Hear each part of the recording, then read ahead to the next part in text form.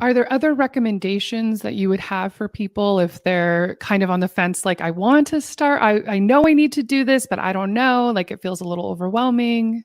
Yeah, so I do have a free personal contingency plan kit on my website. So people can just text KIT to 33777 and they'll receive three components. So one is the instructions on how to make their own password book. It's the one that I make for my clients. And it's a very flexible book. I think that people will enjoy that.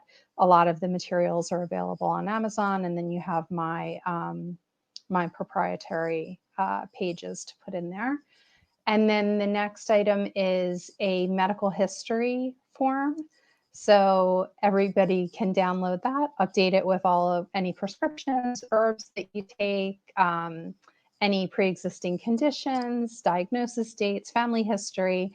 Once you complete it, you just print it off before you go to a doctor's appointment and you no longer have to fill out any family history or give them an update. You just hand it to them, they can scan it, they can keep it. You have more on the computer, makes it super simple.